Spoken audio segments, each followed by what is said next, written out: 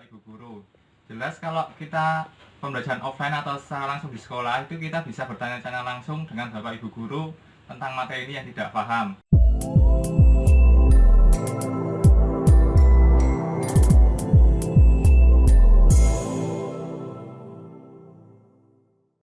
Assalamualaikum warahmatullahi wabarakatuh. Halo Sobat Kreatif, bertemu lagi dengan saya Nini di WedoTV Channel. Semoga saat ini Sobat Kreatif semua dalam kondisi sehat walafiat dan semangat dalam menjalani hari-hari Sobat Kreatif semua di tengah Ramadan tahun ini. Perjumpaan kita kali ini akan berbincang tentang pandemi COVID-19 kaitannya dengan pembelajaran siswa. Nah, sambil menonton channel ini, bagi Sobat Kreatif semua yang belum subscribe, bisa subscribe di channel WedoTV Channel. Pandemi COVID-19 telah merubah sistem pembelajaran di Indonesia. Yang biasanya pembelajaran dilakukan secara offline dan secara klasikal di kelas, kali ini terpaksa harus melalui media online atau bisa kita sebut daring dalam jaringan. Nah, seperti itu. Nah, tentu adanya pembelajaran online ini banyak dampaknya, baik bagi siswa dan juga bagi guru. Nah, saat ini kita telah bersama dengan De Erik Dwi Pratmadya. Nah, apa kabar De Erik? Alhamdulillah baik, Mbak. Nah, De Erik ini salah satu siswa SMA di Yogyakarta yang bisa kita bilang terdampak dengan adanya pembelajaran daring. Nah, kita akan berbincang terkait dengan apa sih kesulitan yang dihadapi oleh siswa selama pembelajaran daring ini dan bagaimana siswa mengatasinya seperti itu. Nah, langsung saja kita berbincang dengan De Erik. Nah, ini De Erik, kita mau berbincang sedikit terkait apa yang dirasakan oleh pelajar. Nah, kita anggap aja De Erik ini mewakili pelajar-pelajar yang ada di Yogyakarta gitu ya. Ya, boleh. Yang terpaksa harus mengikuti pembelajaran online karena adanya COVID-19 ini. Nah, selama pembelajaran online ini kesulitan-kesulitan apa yang dihadapi sama De Erik setiap harinya? Tentu kalau pembelajaran online itu banyak yang kita hadapi dan banyak berbagai kendala. Contohnya seperti pemahaman materi yang diberikan oleh Bapak Ibu guru.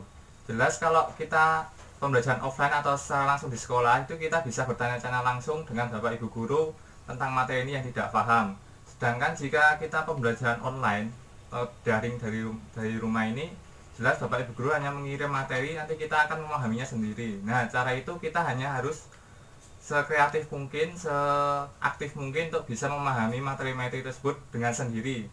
Jikapun orang tua bisa membimbing itu tidak jauh seperti guru saat di sekolah, begitu Mbak? Seperti itu. Jadi terus selama ini langkah-langkah yang sudah dilakukan ini untuk mengatasi kesulitan-kesulitan, kan tadi yang tadinya bisa tanya langsung dengan guru jadi harus belajar secara otodidak atau mandiri seperti itu. Nah, mengatasinya gimana, Dek? Kalau saya pribadi, cara mengatasinya, saya kan dalam satu kampung itu ada angkatan saya banyak ya Mbak ya. Nah, kita bisa belajar bersama, istilahnya dari SMA lain yang di dalam kampung saya itu kan ada banyak, dari SMA 1 Pakem, SMK 2 Depok. Nah, kita nanti berkumpul melakukan kerja kelompok. Nanti di situ kita bisa bertanya jawab, ini yang nggak bisa mana, ini yang bisa mana. Nah, di situ kita saling membantu sehingga nanti yang pembelajaran kita yang tidak bisa jadi bisa, tidak dong jadi dong gitu Mbak. Jadi malah belajar dengan teman gitu ya, Iya, Dek ya? lebih ke teman. Oh ya, yang tadinya malah mungkin kita jarang ketemu dengan teman terus membahas pelajaran, nah sekarang malah jadi bisa membahas pelajaran bareng gitu ya. Ya, ini ya. Nah, terus ini Dek, nah mungkin itu salah satu keuntungannya pembelajaran daring ya. Ya. Nah, terus selain itu menurut De Erik sendiri keuntungan dari adanya pembelajaran daring ini apa? Apa ya? Kira-kira kalau manfaat dari pembelajaran daring ini lebih ke kita punya waktu bersama keluarga Mbak. Kan kita sebagai SMA sekolah menengah atas atau SMK biasanya pulang kan sore-sore ya Mbak, sehingga kita sering meluangkan waktu bersama keluarga. Nah, di pembelajaran daring online ini kita bisa memanfaatkan waktu ini untuk meluangkan waktu bersama keluarga.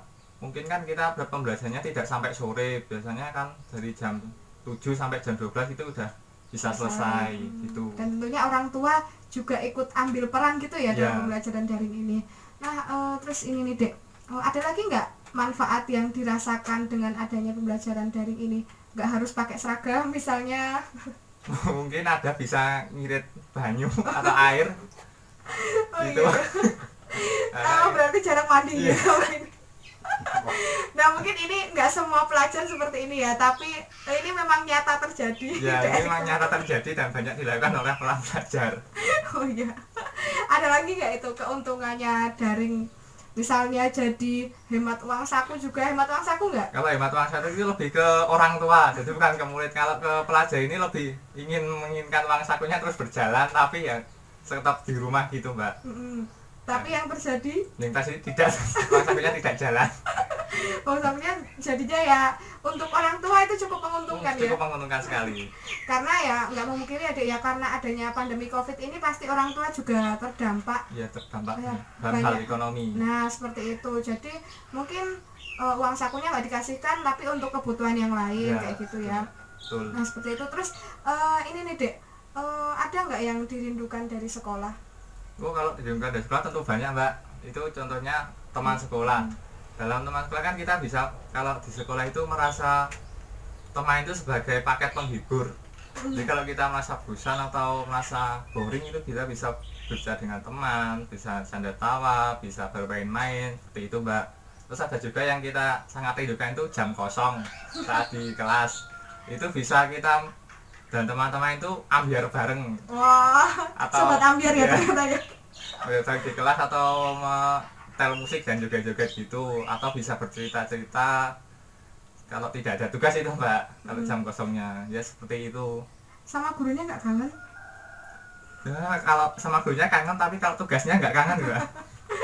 Oh kayak gitu ya. Terus apa namanya, selain ini tadi nih yang udah kita bahas tentang pembelajaran daring, ada nggak yang mau disampaikan terkait pembelajaran daring? Unek-unek mau disampaikan juga boleh.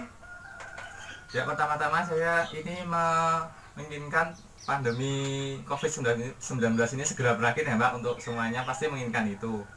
Dan untuk para pelajar seluruh Indonesia, saya berharap semoga tetap semangat belajar, karena belajar itu tidak harus dari sekolah, belajar bisa dari rumah, lingkungan masyarakat, atau lingkungan mana saja. Yang penting kita mau berusaha untuk menimba ilmu sebaik-baiknya, dan jangan terus berputus asa, karena kita harus mengejar cita-cita sampai setinggi-tingginya gitu, Mbak.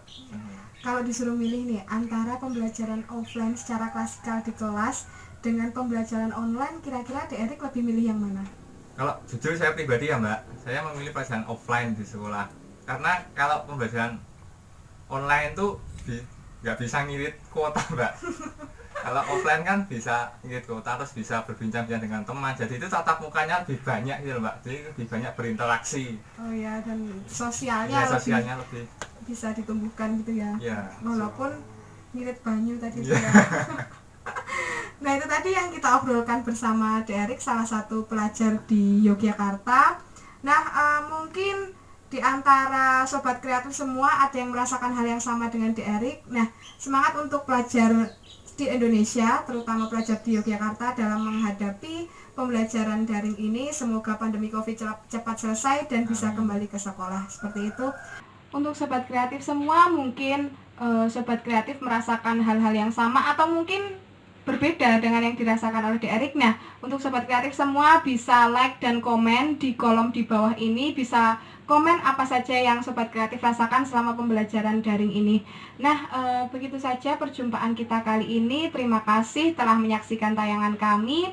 Jangan lupa bagi sobat kreatif yang belum subscribe, bisa subscribe di W.TV channel. Terima kasih. Wassalamualaikum warahmatullahi wabarakatuh.